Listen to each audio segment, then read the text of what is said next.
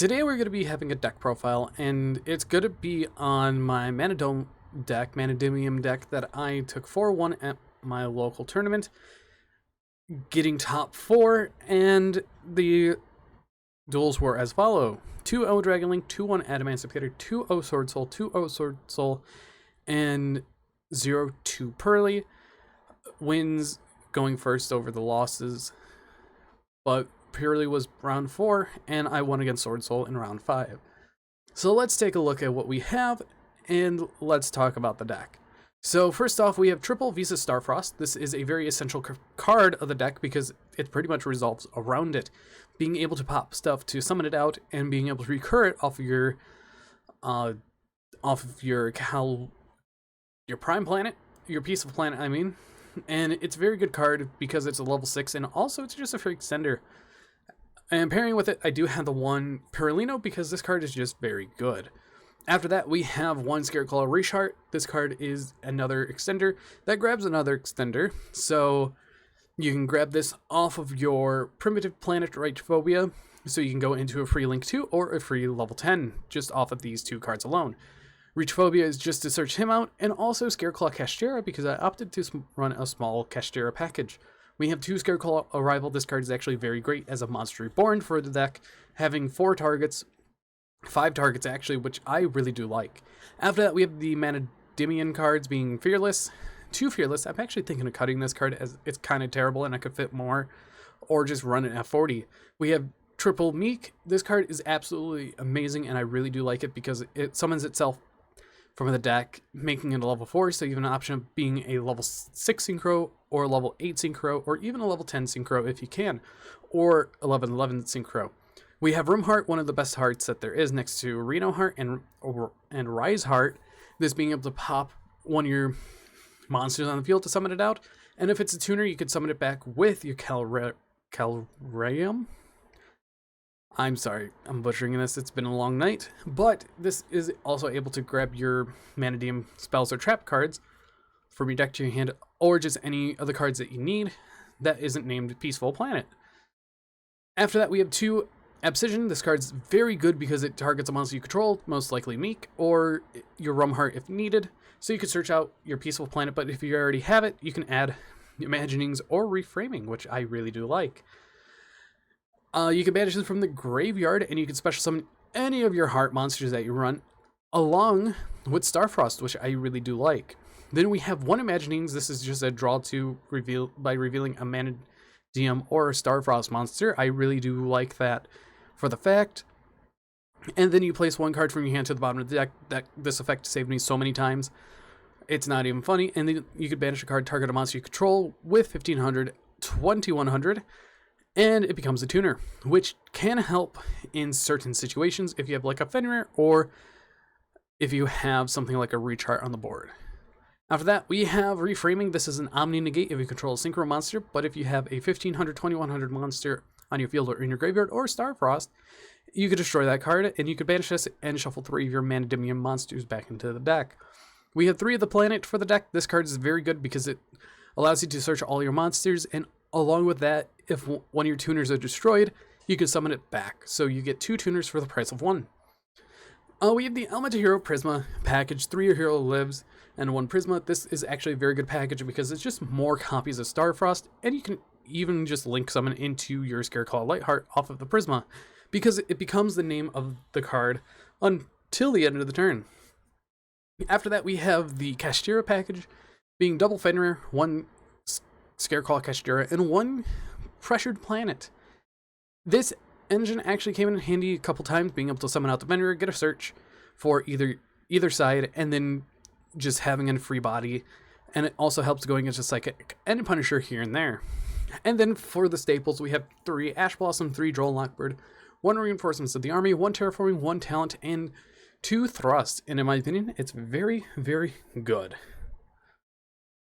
This is just a copy of Hero Lives, or even Terraforming and Reinforcements of the Army, so it's just another copy of pretty much every normal spell card in your deck. It also helps because if you can search out Terraforming or Reinforcements of the Army, it's another heart or another field spell. Or it could be just another Abscission or Arrival if needed, which I really do like. And for the side deck, we have Double Vicious Astrolaud. I summon this thing so much I can't even count it on one hand. We have one Psychic End Punisher. This card never came up, but it has positions where it can if you do have the Fenrir up and you destroy a Meek. So you can get a level 4 Meek and possibly come back because of it. Bestial Dispeter is a lovely card. It's super broken, and in my opinion, I could definitely see it getting hit in the future because of how much power it holds. And with how synchro cards are getting more and more powerful, this is going to be one of the cards that I definitely think will be really relatively good. After that, Chaos Angel, this card is very good because if you use a dark monster, your monsters cannot be destroyed by battle, but if you light, all your synchro monsters are unaffected by your opponent's monster effects activated by your opponents. So it's a really good card, and in my opinion, I should have summoned this in the purely matchup, so my Barone and Disputer would have been protected. Sword Soul Chinning, this came up against a Sword Soul player because they do banish it, and it came in handy for sure. Then we have Borreload Savage Dragon. I actually am thinking of cutting this card because I really only make a Cell Synchro. It can come up in some situations, but most of the time, this card is just a filler slot that you can put something else in, like a better level 8 Synchro. You have a Cell Stardust Synchro and a Cell Synchro Stardust Dragon. This is just here to summon out Dispeter, but sometimes you also can make your Barome Defleur if needed. Stardust Charge Warrior, it's a generic 6. If I drop the Borreload Savage, it's probably going to become a Coral Dragon because discarded card to pop card is still pretty good. And being able to draw when it's into the graveyard is pretty good because Starfrost allows you to do that. I was testing out number 38 Hope Harbinger Dragon Titanic Galaxy. This is a one-of, but it can be really any rank 8 if you want, because sometimes some boards you can go into both Appaloosa, Dispeter, Barone, and this if you can. So that's one of the things to look out for. You can easily make Appaloosa Boat of the Goddess. She was a star of the show tonight, next to Triheart, because these two cards right here, they do quite a bit. We have Cross Sheep, very powerful link monster, because you just summon Vicious Astrolaud to the zone it points to, and you get to summon out anything. One of the targets that I was summoning the most was Prisma, or even Meek. But Prisma, summoning it back, sending another Starfrost, so you have more fuel to summon out another Astrolaud. And finally, the one Lightheart, because it searches out Reichphobia. And then for the side deck, we have double Nibiru.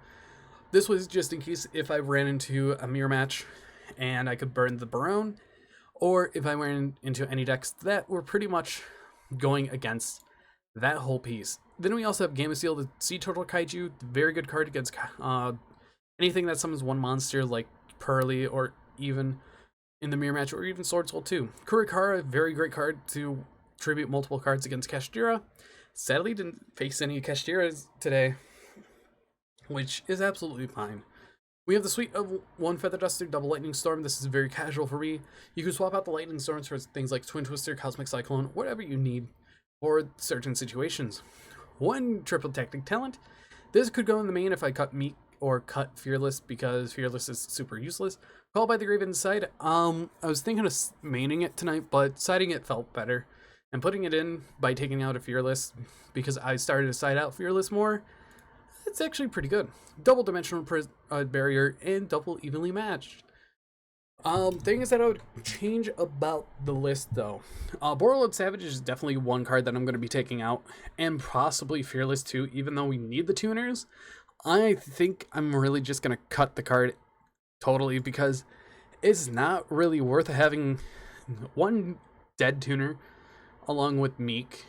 But yeah, what can you do?